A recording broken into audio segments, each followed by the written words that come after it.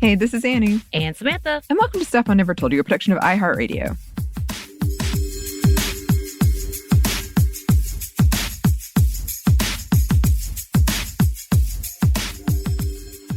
And the time has come. And what time, you may all be asking? That time to bring in the good old classics. Yes, for our book club, we are finally coming to one of my all-time favorites, Pride and Prejudice by Jane Austen. And it's a truth universally acknowledged that our now famous and respected writer, Jane Austen, really was a woman beyond her time.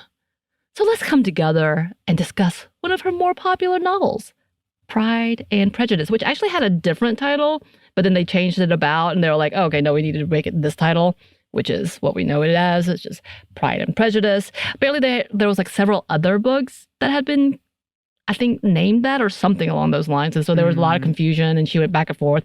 Anyway, it is now what it is.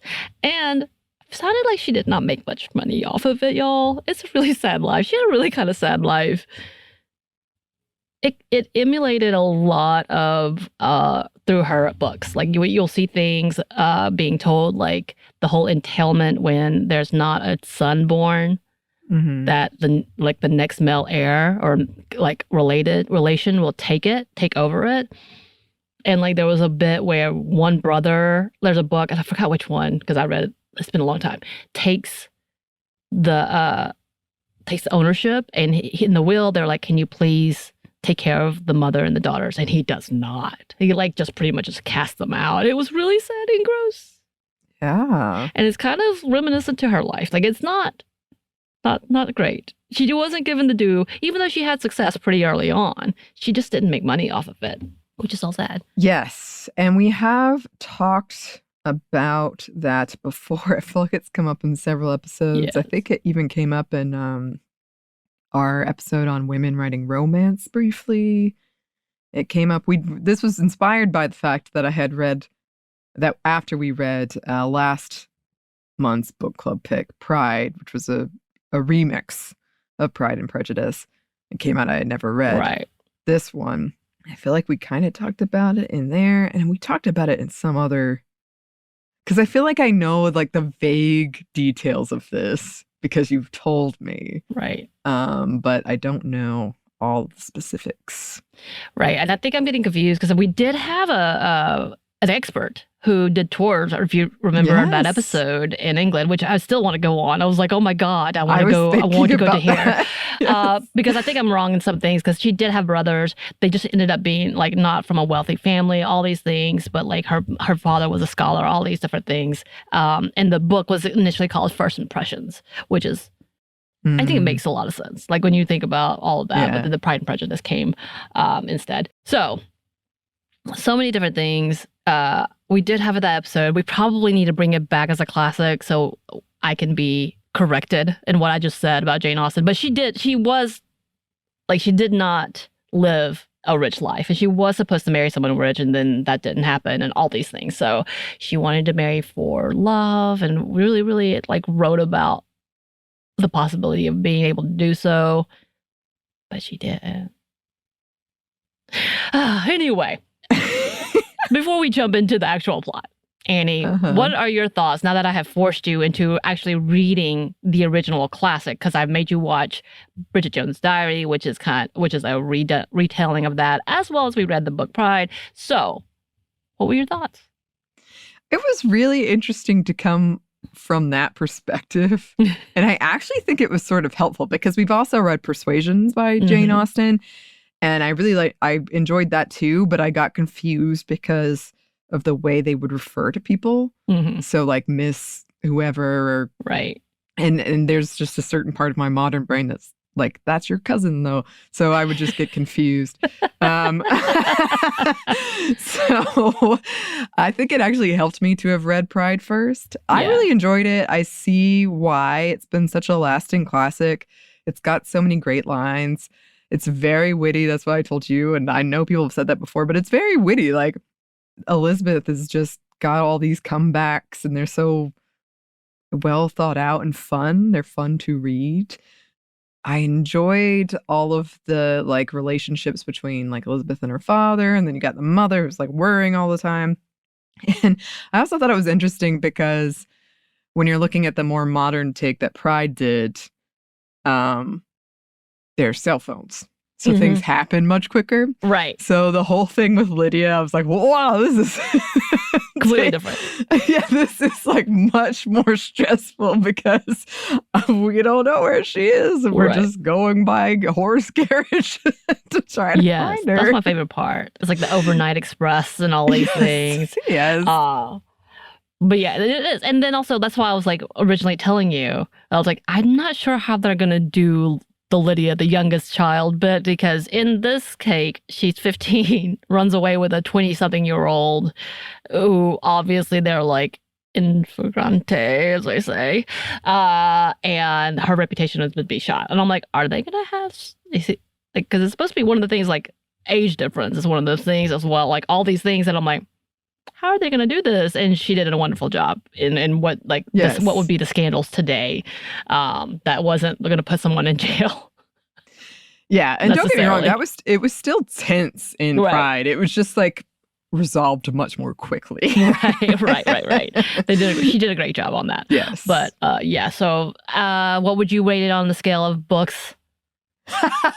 On the scale of books? That you've read? 1 through 10? I mean, I don't know how to put it on a scale, Samantha, but I did really enjoy it. And it's funny because all my friends growing up loved it. And it was never like, oh, I won't read that. I just wasn't into romance, so I just never did. But I did really enjoy it. And like I said, I was like, oh yeah, I could see, you told me you read it in like one night. I was like, oh yeah, I can, because you just like, oh, I want to see what happens next. It was a really enjoyable book. And I think it's pretty impressive that for, me coming into it in the year 2024, that I was still like, oh, yes. Yeah. I think this is hitting. Holds. Yeah. Like it was really enjoyable, and it didn't feel like, there were certainly some things where I was like, oh, that must be a thing at the time.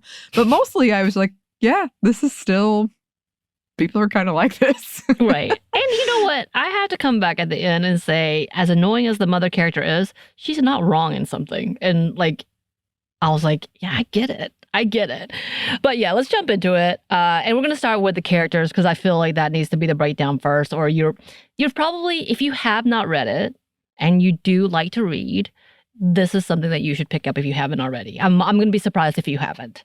But for those of you who may be like naysayers because you don't understand the level of newness and freshness for this book during this time and what she was saying about society, Austen in itself, again, going against the idea, like she understood the rules and followed them. However, she really felt like they were ridiculous, as we all do, I think. And I think we're learning that more and more. And then just the unfairness of it all as well. But she also is like, she's a girl's girl, but not a girl's girl here. I will say she has like Elizabeth, the main character. So there's a lot to be said about this. Fun fact, Audible has it, and Rosamund Pike is the one who reads it. So who plays Jane in the newer adaptation with Keira Knightley that I hate, of Pride and Prejudice. Just so we had that. And she does great with the voices. It really threw me off, though. I was like, she has a very shrill voice for the mother. Threw me off. And I think it's also a good of like higher speeds, so it's even shriller. Right. In which she's voicing. Beautiful job, because I do love Rosamund Pike. She does a great job in it. So if you want entertaining to listen and you needed a break from our podcast, which I hope you don't take a break, but if you need, something in between, you should listen to that.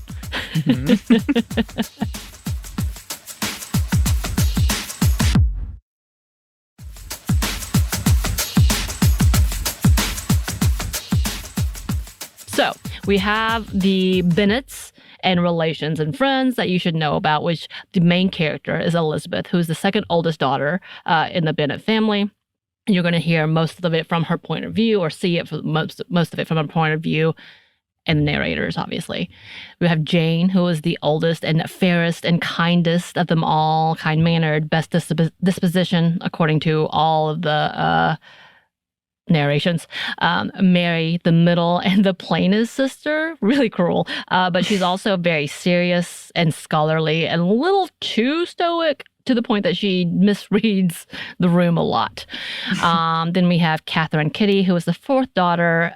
She doesn't get as much play because she's not seen as much, but she's one of the sillier, as her father would put it, girls of the family. Then you have Lydia, who is the youngest and most spoiled and very loud, and Kitty lives under her shadow, essentially. Then we have Mr. Bennet, who is the father, who is very sarcastic, very stoic, obviously does not care much for his wife in personality, but loves his family. But his favorite probably would go with Jane and Elizabeth because they have the most sense, as he would say. Then we have Mrs. Bennet, who is the mother, very materialistic, very disingenuous, judgmental, a little bit of a hypochondriac, and loves to tell people how she suffers. Then we have Charlotte Lucas, who is Elizabeth's friend and their neighbor, essentially, best friend. Mr. Collins, who is the cousin of the family and is the male relation that will be owning Longbourn after the father passes away, because he's the next male relative. Then we have the Gardners, Mr. Gardner is the brother to Miss Bennet, Mrs. Bennet, the wife, and his wife, who comes into play, Mrs. Gardner. So we have Mr. and Mrs. Gardner. Then we have Darcy and friends. We have Fitzwilliam Darcy, who is the main love interest male character, proud, wealthy owner of Pemberley. We have Charles Bingley, who is a handsome, amiable, wealthy friend who takes over Netherfield Park, which is in that area, Meryton area as well. We have Caroline Bingley, who is the sister to Bingley, who is also very judgmental in high society. Louisa Hurst, who is also the sister to Bingley, and her husband, Mr. Hurst, who comes into play. We have our Colonel Fitzwilliams, who is Darcy's cousin, that comes just for a slight scene, but fairly important. We have Lady Catherine de Bourgh, who is the aunt to Darcy, also very important, and the benefactress, I guess, to Collins, Mr. Collins, who has a daughter named Anne. Just, she's not really big, but just, you know. And then we have Georgina Darcy, who's the younger sister of Darcy. There you go. Got it. You're welcome. So here is a rundown. I thought it was going to be quick, but it is not, because I am me and I love the story. Here we go. And go ahead and put this as a kind of like a warning, I guess. I have watched the BBC series way too many times to count. I own the DVDs. I have found them on Disney. Thank you very much. And I have repeatedly watched them. Did I just recently watch them as I was also listening to the book? Yes, I did. So some of these things overlap and how it happens, because there's obviously interpretations when it comes to the filming. Still, the best adaptation to me, of course, is 18, 20 hours long, and that's why. However, so if I get some of these things mixed up, because it was different on the show, please forgive me. But it kind of runs in that same line. And Annie, you ready? We're going to go through this. I swear to God, okay. Fast. No, all right. So we have the announcement with the infamous starting line. It is a truth universally acknowledged that a single man in possession of a good fortune must be in want of a wife. Obviously. And it begins with an announcement that Netherfield has been let at last by a very eligible bachelor, which Miss Bennet has set her sights on for her dear daughters. After some teasing and back and forth with her husband, Mr. Bennet finally admits to having actually made introductions with a new gentleman of the neighborhood, Mr. Bingley. So you have to do that first, or it'd be improper. The women could not talk to him. Remember, society. After an encounter at a neighborhood ball, Bingley falls head over heels for the lovely Jane, which comes to no surprise. We also meet the sisters Caroline and Louisa, along with Bingley's best friend, Mr. Darcy, who was disliked from the moment he opens his mouth. Rude and too proud, many say about him, even to the point that he refuses to dance at the ball even with the lovely Elizabeth, who finds it all a joke and easily brushes it aside and says, I wouldn't even think about dancing with him. He's fine. I don't need him. And as for Mr. Bingley and Jane, they seem to hit it off. Even the sisters, Bingley sisters, are inclined to like her, even with the fact that she has unfortunate connections, as in not high society. Later, Jane is invited to Netherfield while the men are away to visit with the sisters. Mrs. Bennet plots and sends Jane off on horseback instead of a carriage, as it looks like rain, and she may have to stay at Netherfield for a bit longer than expected. Jane ends up getting a cold because, yes, it does rain, and having to remain there for a while. And after the weather has cleared, Elizabeth goes to visit and take care of her sister at Netherfield, because she can't leave her alone, obviously. And of course, this leads to her having to interact with the Bingleys and Darcy, where we find them having a rousing discussion of faults like pride and vanity. Yes, and here's a quote. Yes, vanity is a weakness indeed, because she accuses him of that. But pride, where there's this real superiority of mind, pride will be always under good regulation.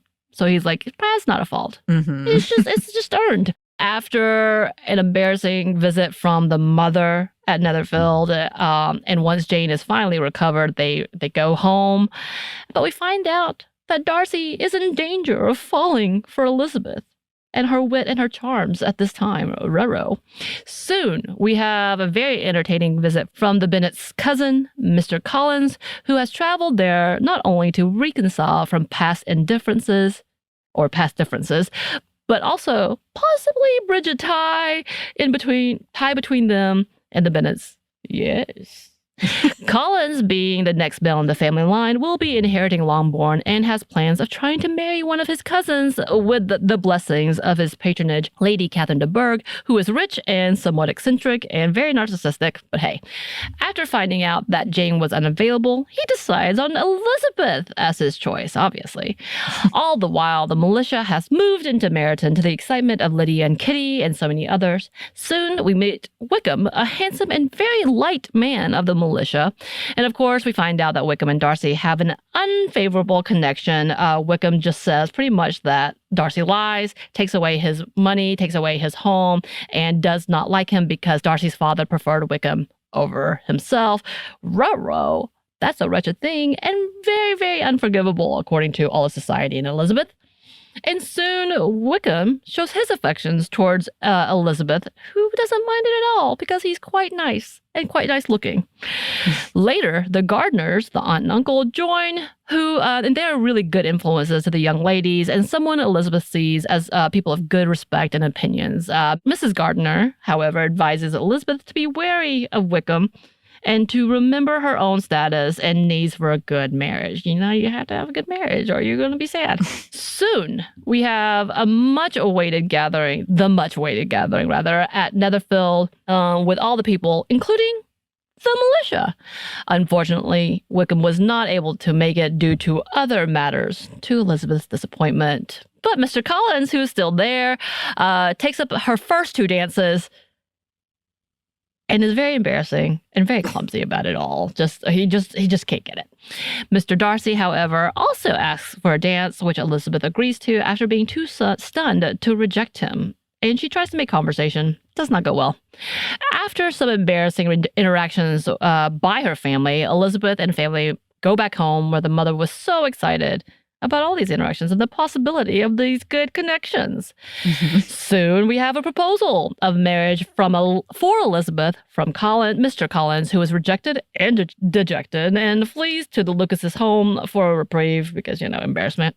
And soon, find out that Bingleys and Darcys have left to go back into town. Oh no! As in London, like away from Netherfield, because town. And also, by the way, this is how I refer to town when I was growing up in North Georgia, because it was far away from my house. So I would go into town.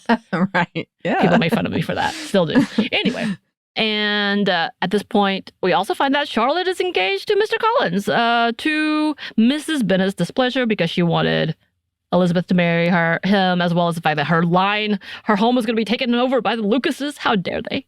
Mm-hmm. And she's very mad at Elizabeth. Very mad. and all the while, Wickham turns his attentions to a different woman away from Elizabeth, who has a lot of money. And Elizabeth accepts that. He has to marry for money as well. So, understandable. Jane, in her heartbreak, goes off with her aunt and uncle Gardners, where she finds out that the Bingley sisters seem to not to want anything to do with her, and that Bingley may soon be married to Darcy's sister, Georgiana. Elizabeth embarks on a journey as well to visit Charlotte at her new home with Mr. Collins, and so many things happen, including getting to meet the famous Lady Catherine de Bourgh, running into Mr. Darcy and his cousin Colonel Fitzwilliam, who also takes a liking to Miss Bennet as well, but also doesn't have any money, so there's that. Soon she finds out some very important information. Darcy was intended to marry de Bourgh's daughter, Anne, but Darcy wants to marry Elizabeth and proposes in a very insulting manner, saying that he wished he didn't like her, essentially, because she was so far beneath him. So nice of him. Mr. Darcy and Bingley's sister purposely drove Bingley away from Jane and misled both of them.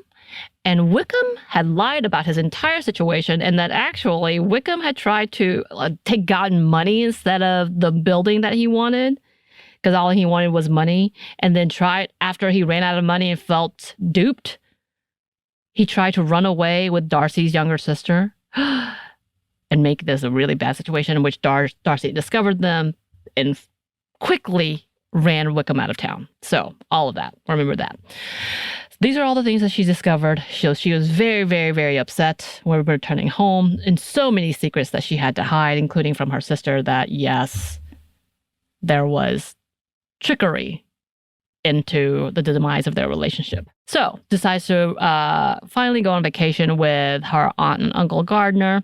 They all proceeded to tour Derbyshire, including the beautiful land of Pemberley, which is owned by the Darcys, thinking that the owners were not home.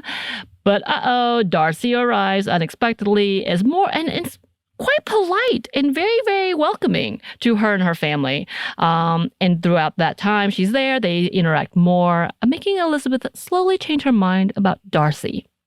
Soon she meets his sister, Georgiana, who she likes immediately. And then she also sees her old acquaintances, the Bingleys, including the sisters, unfortunately. And as everything seems to be going so well, Elizabeth soon finds out that, oh no, her youngest sister has run away with Wickham. And she returns home quickly, but not before telling Mr. Darcy all of these bad news, and she knows and he knows what this is about. And after returning home, she finds the home in a terrible state and her father out searching for his daughter along with her uncle Gardner. However, after many days of waiting, good news comes, and we find out that Lydia and Wickham have married, so making it all right, correcting this situation. Later, we find out that Darcy was the main reason for this, and that he has financially backed the entire marriage. Soon, we have entertaining interactions between Lady Catherine, who comes to forbid Lizzie from even thinking about marrying her Darcy, because he's intended for her daughter. And after all that, nothing comes about it. Later, we have a happy ending that we've been waiting for, as Bingley returns and proposes to Jane and tells her the truth of why he didn't see her and all the things that had mistakenly happened. And that is soon followed by Darcy proposing again to Elizabeth, and this time having a different reaction as well as the different approach. And of course, this shocks both her father and mother. They're like, what? And soon they are married and live happily ever after, with her father visiting Elizabeth and Darcy often to get away from his family, and Elizabeth teaching Georgiana to be a little shocking as she continues to tease Darcy throughout their rest of their marriage and life together. The end.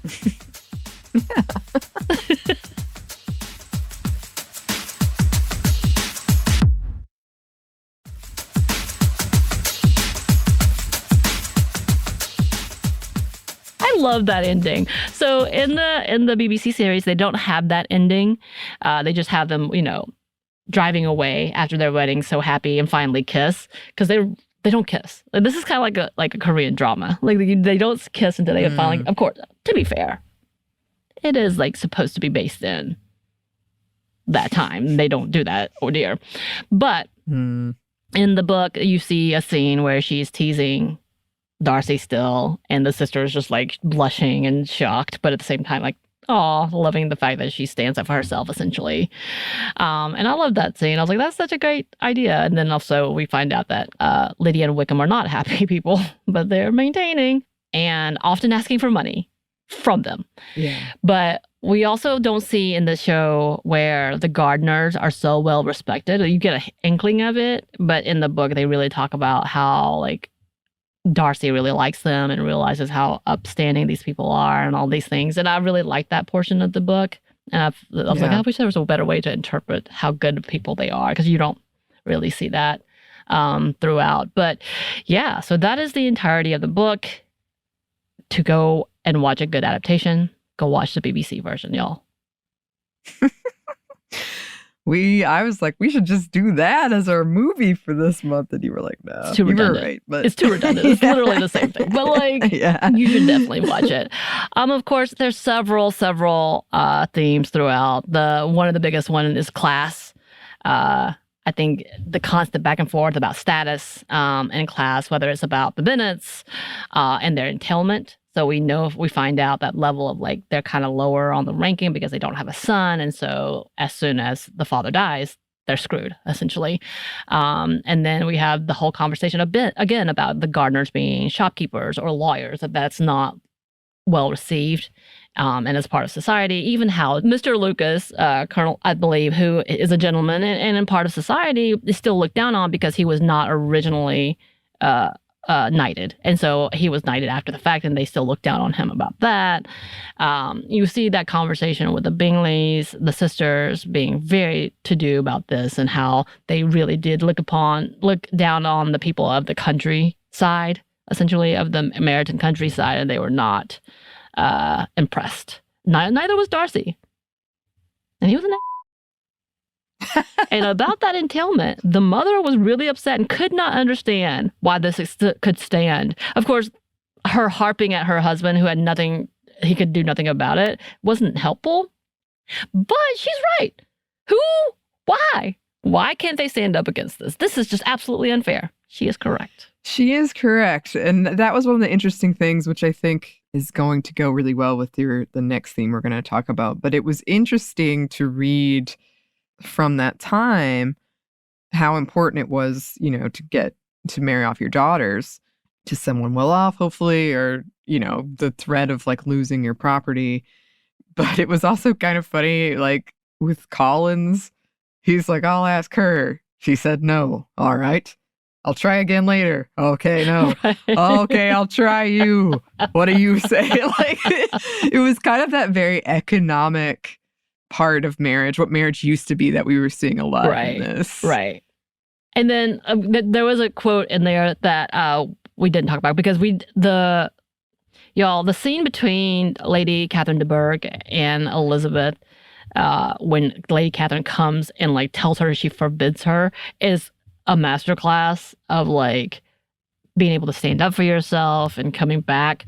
But at one point, like, Catherine de Bourgh does say, will the shades of Pemberley be thus polluted by not only Elizabeth's stance in life, but also what had just happened between Lydia and Wickham? Because even though everything kind of had been fixed, there's still a bit of notoriety of what happened there. And the people who knew about it knew, like, this was not to be had. And this is definitely a no-no. So with that level of, like, that level of class, like, these are the people that you're with. These are the people that you're associated with. Which is a big conversation that happens.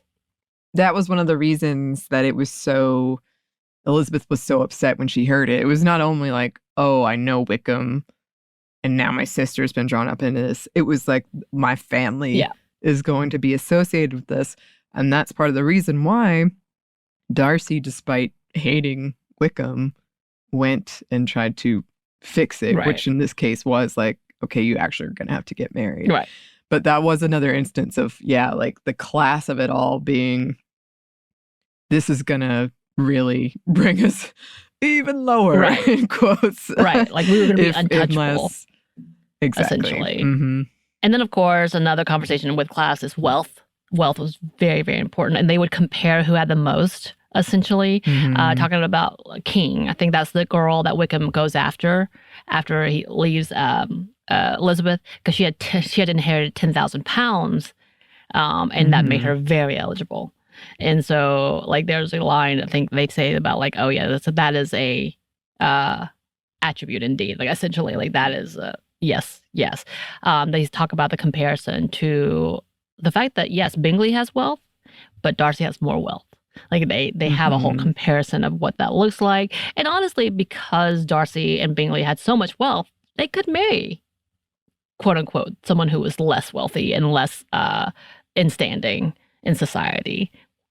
The Bennets, even though they were great. Yeah. It was interesting to see that the relationship between Jane and Bingley, because they sort of just hit it off pretty immediately. And the mom was so happy about it. Mrs. Bennet was so happy about it. She was like, yes, this is going to work. But then you have, like, on Bingley's side, its sisters being like, no. Yeah. Even though they seemed like such a good match. Yeah. Like, they initially liked Jane a lot, but they immediately said, unfortunately, her connections, there's something to look at. And they all were like, no, even though they liked Jane as a person. And they were like, and yeah, so that comes to our second theme, which is marriage. Women must marry well or they are all doomed. So at least one of them, as Elizabeth and Jane speak it to each other, have to marry for money, because that understanding is that they will take care of the rest of the children and the mother when the father passes away, with the assumption that the mother was going to outlive the father, which Mr. Bennet does say, I might outlive you. We can just take that into consideration. Which apparently was a thing. Like, there was a lot of, like, who's going to take care of us? Who's going to take care of us? Someone has to get married well, and you need to take care of us. Which, again, that didn't always happen, I don't think. No. But I think they were given money, right? To the family? Like, they were kind of given the dowry. The dowry was from the woman, though. Yeah. I mean, essentially, women couldn't own property. Yeah. But I think if, like, the man, they got married to a wealthy man, then it's almost as if she gets to keep the place. It's sort of like a, I don't know, consolatory prize. Right. But it's not, I mean, it was really, you were just counting on the guy to actually give you any money a lot of the time. Right. And then we have, with that, alliances. The word fortunate alliance has been made, or the phrase has been made, was floated about. We see that with Lucas's, talking about Charlotte getting married to Mr. Collins, who is under the patronage of Lady Catherine de Bourgh, and finding, like, okay, you have made a good choice here, because these alliances allow us better reputation and better society, I guess. Role of women and being out. We have that whole conversation, and the fact that there was a conversation in which the fact that Jane and Elizabeth were not married, but the younger sisters were out before they were married, and how that was kind of scandalous. Yeah. And I thought that was interesting too, because Lydia has this whole thing where she's like, what if I get married first? Right.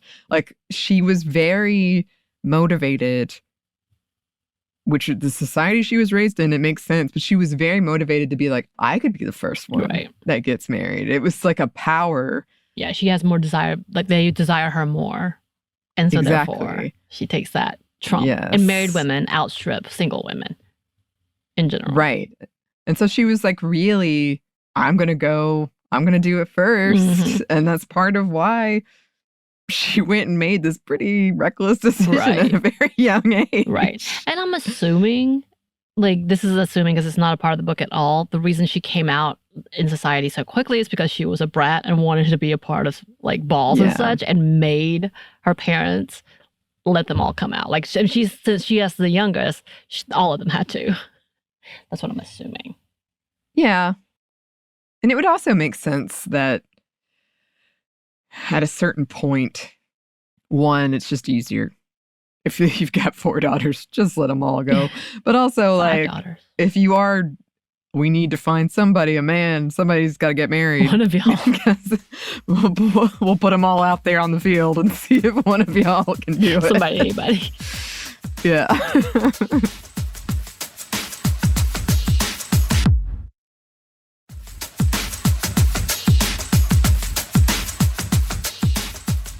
And then that comes to that whole competition and trying to get married quickly, the idea of happiness in marriage, or marriage and like a marriage of love and money. And there's several quotes here. So here's one. It says from Lizzie talking, "I'm determined that only the deepest love will induce me into matrimony. So I shall end an old maid and teach your 10 children to embroider cushions and play their instruments very ill." So the fact that she would not marry for money, that she would rather be in love, and there's no way that she would actually get married. And the idea, and I think that may mimic Jane Austen's real sense of marriage, Mm-hmm. that she would rather not than doing a loveless marriage, which is understandable. Yeah. Again, I don't know much about this, as much about you for sure, but like it does feel, even for people now, even for me, like I feel for women, marriage can be kind of a trap. I'm not saying it always is, and I'm not saying it can't be very healthy, but it does sometimes feel like you get married and then you have to clean the house and you have to do all these things come with marriage for women that don't necessarily come with men. Right. And so to me, especially at this time when it was, women couldn't really own property in most cases, and there was all these expectations and all of that, I can see why Jane Austen would have been like, this just seems like I can't do what I want. Right. I can't write the things I want or just be who I am if I get married just for this economic thing. And, Austen doesn't even look at the dark side. Like, she just looks at this boring and being stuck in a loveless marriage side. Like, of course it entails everything else, but she doesn't look at the depth of control and darkness and things that were happening during that time, and still actually that oh yeah, this is people suffering in these situations and domestic violence situations. So she didn't even talk about that, honestly, in which Jane kind of references do anything rather than marry without affection, and then they imply the mother and the father that they see have married without affection, and neither one of them want that. Neither one of them want a marriage where one is condescending and the other one is always complaining. So there's this level of back and forth of yeah, they're the prime examples, and I think we've all been there, of what not to have in marriages or what they don't want to have in marriages. And this was that moment of seeing all of that. And even the mother talks about the fact at one point, the fact that Jane and Bingley will be so giving that they're going to run out of money, and Jane and they'll be unhappy, and in which or not that run out of money, that they'll be so kind that they'll run out of their goodwill and kindness and their heart and their love, and the mom's they have plenty of money, they'll be happy forever. That was the implication, which is not, again, that's not the level of marriage that Jane or Elizabeth want in this way. And then we do have one character, Charlotte Lucas, who talk about the fact that she did not have the option to have a choice. Either she was going to be destitute and alone, or she's going to have to settle. So this line is in talking about trying to seduce a man. This is trying to make sure Elizabeth understands that Jane needs to show how much she could be in love. And this says there are very few who have heart enough to be really in love without encouragement in that level, because Jane was being too cautious, according to Charlotte. And also, yeah, Charlotte is the prime example of choosing marriage for contentment and choosing what she can, because she's described as being also a bit plain. I think she's older, mid-20s. Oh no. Right. But that's apparently real too old. Spinster level of aging. And so she had to choose Mr. Collins. And the fact that, yes, he's a ridiculous dude who is sexist, misogynist, and just, dumb. He's not smart. His speech is so good. She writes so well. It's so funny that she knows what she's getting into, but she knows that this is the best option she has in order to live a more fulfilled, quote unquote, life where she can be taken care of. And that's what she says. I thought that was interesting because Charlotte and Elizabeth were close friends. And then when Charlotte, after Mr. Collins had proposed to Elizabeth and said, well, you say no now, but I'll come back and forth. Oh my goodness. That was really interesting to me because it was so reminiscent of things I've had where guys are like, I can change your mind. I'll come back later. I could change your mind. It's like, oh my gosh, it was happening all You're playing along. games with me. You're just teasing me to make me want you more. The no means yes, right? Yes. But anyway, he does eventually he's like, okay, Elizabeth, no. But he goes to Charlotte and Charlotte says yes. And Elizabeth's really concerned that she's kind of let down that Charlotte said yes. And she's concerned about how their relationship will be moving forward. And Charlotte's kind of like, please don't cut me out of your life. And Elizabeth does go visit Charlotte and Lucas's. But it was interesting to read I thought there are different takes on Charlotte being like, you know what, I have to do this. And Elizabeth being so, I'm only going to marry for love. But also, we've talked about this before. You have friends and they get married and they move away and you're kind of like, okay, that relationship changes. Right. Well, and Charlotte knows this is about to change her relationship with Elizabeth. There's several things here that is happening though, because Elizabeth had put Charlotte on her level, and she thought they were on the same page essentially, and that Charlotte wasn't married because she wouldn't settle was the idea. When in actuality, from Charlotte's standpoint, she's never gotten given the opportunity to say yes. And for Charlotte, she doesn't care. She's not a romantic. She's like, I don't have these ideals like you.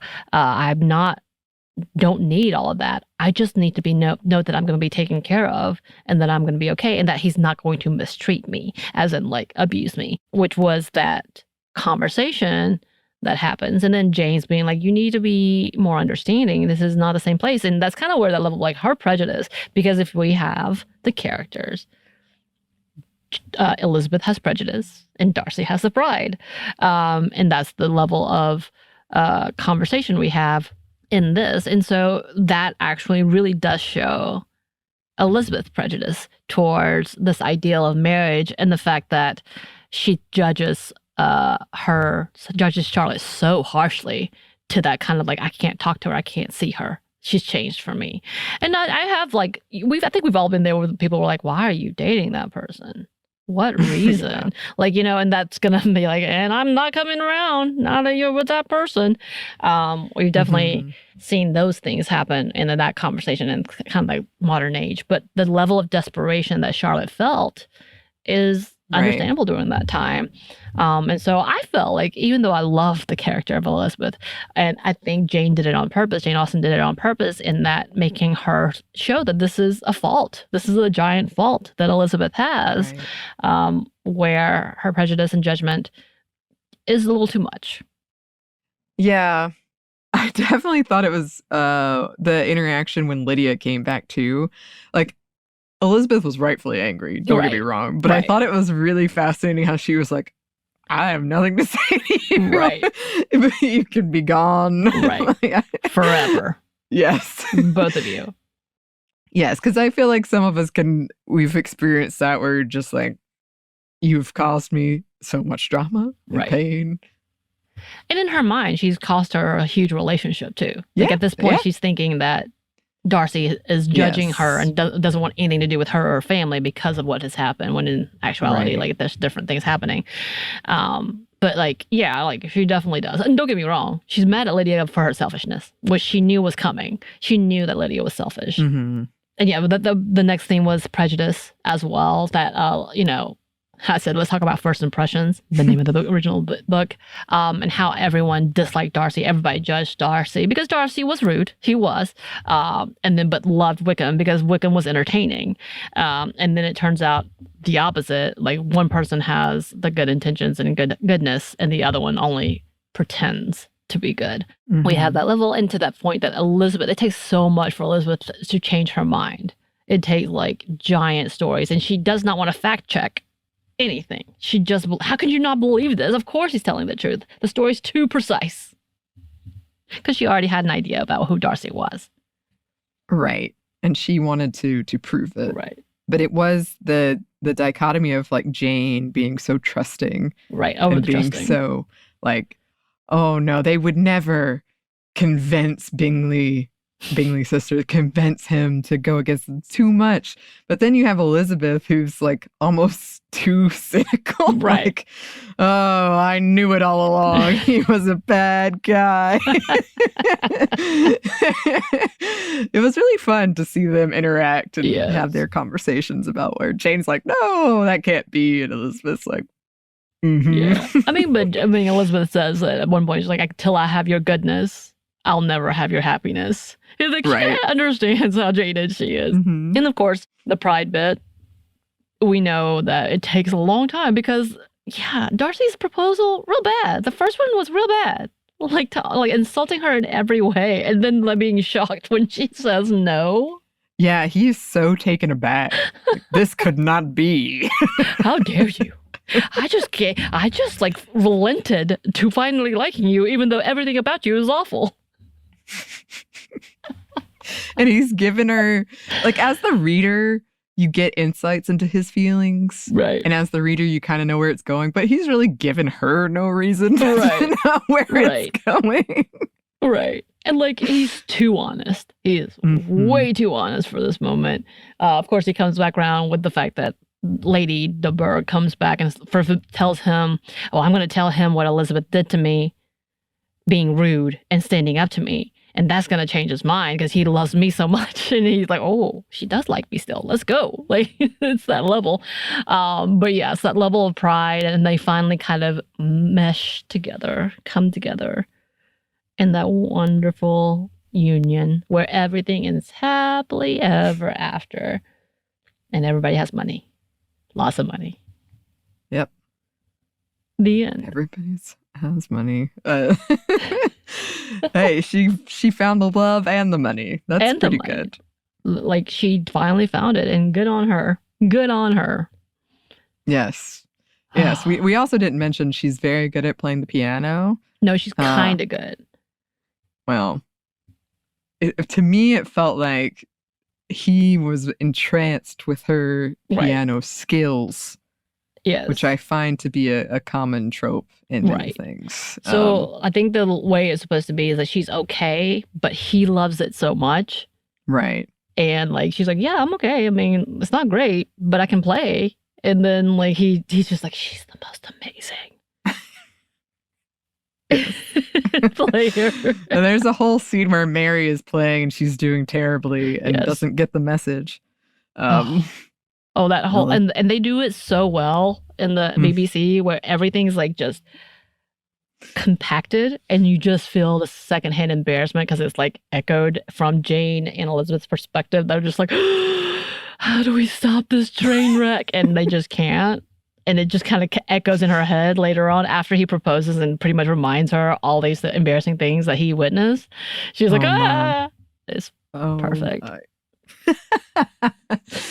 Yeah. So a lot of awkward, relatable scenes. Yes. So like these are the things that I love in this book. And to me, this is how like the BBC portrayed the characters, how I read them better than the new version, the condensed Keira Knightley version, because this whole like, I think both made sure to have Darcy in like a wet shirt or like at one point in time, because that's kind of the infamous thing. I will say when you start the BBC series, it feels so over the top acting that it's a little cringe. You're like, oh, well, why did I think it was so much better? It gets better. They get better. But then they also have like, I know the fantasy level, but like the way they portray the father and the mother characters really irritated me in the new one because the father character is so like, he looks like he's going to cry all the time. And he just looks so weak. And I'm like, that's not the character she built. Like, she wanted him pretty much disinterested and just annoyed. So that's why, like, those characters were really important to me. And I was like, they need to be better. This needs to be better. Those are the big things that I didn't like. I didn't like Keira Knightley's portrayal of Elizabeth. I did like the Jane character. Rosamund Pike did a great job with Jane. Did the Audible version. Anyway, that's how I feel. I love it. 18 hours, you say? I'll have to. I don't know. I'm exaggerating. I don't know how many hours, but it's like several, at least 8 hours long, I think. Okay. You should watch it, though. I might. Just put it on. Put it in the background while you're doing your fan fiction. It would give me some inspiration for fan fiction. And it'd be an ode to fan fiction and the origination of fan fiction. Austenites. Yeah. Some of the first fan fiction writers that we know of. Mm-hmm. And technically, I guess, like, they're not fan fiction, but the reimagining of it is kind of that level. And I love every single one of them, essentially, except for the Keira Knightley one. We briefly talked about doing the zombies one. Yes, they were by a dude, which, that's not necessarily a bad thing. No.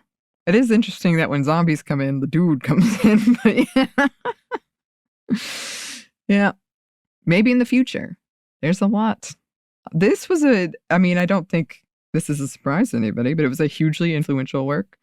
Unfortunately, it seems Jane Austen didn't make a lot of money from it, but it made such a big impact, and we're still seeing it and feeling it. People still love it. There are tours that we are trying to go on. I really do want to go.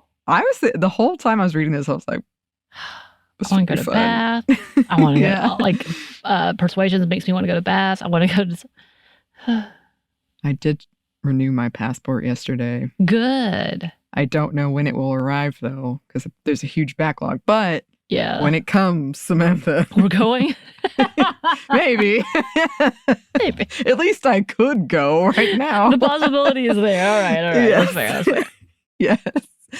Well, listeners, I know a lot of you have fondness for this work, thoughts about it. If you would like to write in, if you have preferences on whatever adaptation is the best or the worst, you can. Don't come at me about the Keira stuff.